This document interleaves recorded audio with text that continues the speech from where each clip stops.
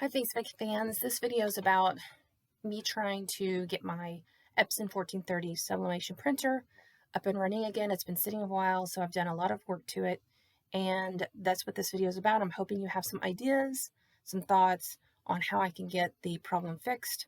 Watch and see. I did some tests. Okay, so I have a Epson 1430 printer that I converted into a sublimation printer, and it's been sitting for a while. I've done some test prints, so this is like my little test print. This was my first, I just went ahead and just did the printer head print, and everything seemed good except for this little circle area, which was, I think, magenta. Then I did a cleaning head, and then it just seemed to got worse. This is the black, there's some products there, and then the cyan really looks really bad.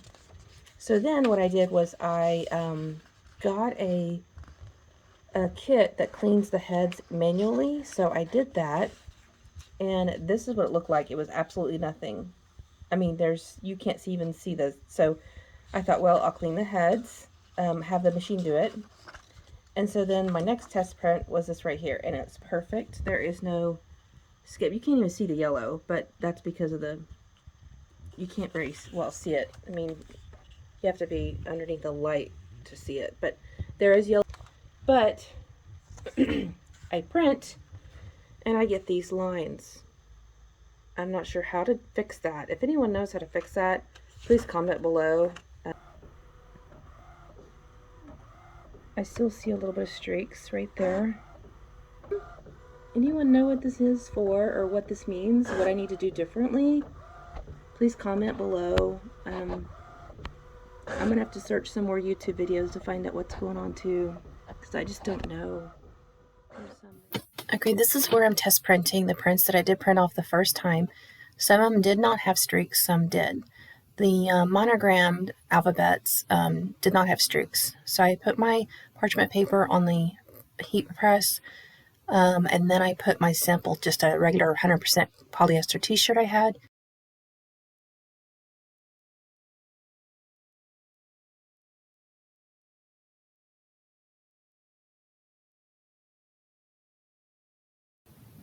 So I do have the 100% polyester shirt on the heat press. I do have my other piece of butcher paper on the bottom to protect the platen.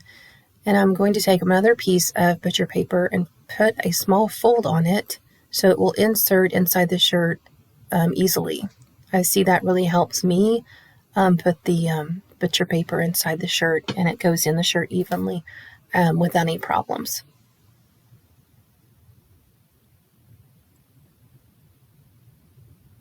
So I'm going to put my third piece of butcher paper on top, and I'm going to press this for about 3 seconds just to get the moisture out of the shirt and make everything flat and nice and flat.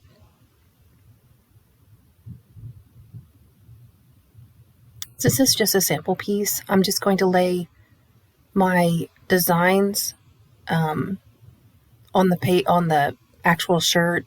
I'm not going to use heat tape. Normally you would use heat tape with your designs, but this is just a sample piece. I'm trying to see how the rest is going to turn out. I do have my settings for my Endura swing weight press at 400 degrees at 55 seconds, or 50 seconds, excuse me.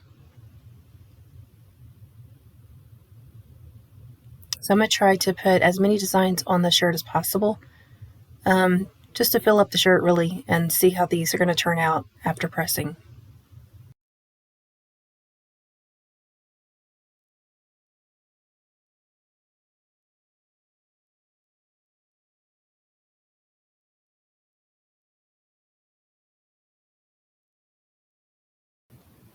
So the press is done, and I just slowly raise up the press, because if you raise it up too quickly, it could pop up the actual design since it's not taped on and give you a ghosting effect. So I usually pull the shirt closer toward me to the edge of the platen and then pull off the designs that way. So I'm not also getting another ghosting effect by pulling or rubbing the design on the shirt. So it looks like it came out pretty good on some of these. If I remember, the coloring was not exactly what I was wanting. You want to shake the shirt off And I usually do just the shaking off just to get it cooler, and that also helps to get the piece of butcher paper out from underneath inside the shirt. So that looks like the monogramming came out really good. I didn't see any lines on it. The colors came out good on the monograms. I know that's one's upside down, but it's just a sample.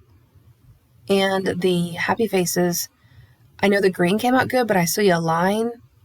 Also, there was a line in the actual printer out of the design that says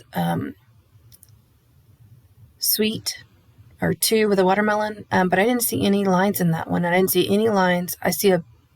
There was a line on the printout for the shenanigans, but I don't see that when pressing.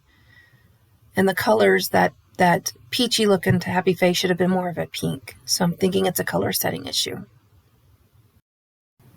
So I retested and reprinted the color, the designs, different designs, and redid some of the color palettes on this other press. Did a couple of different designs as well, just to see how the colors are going to turn out using a different color palette on my printer in my Corel Draw system.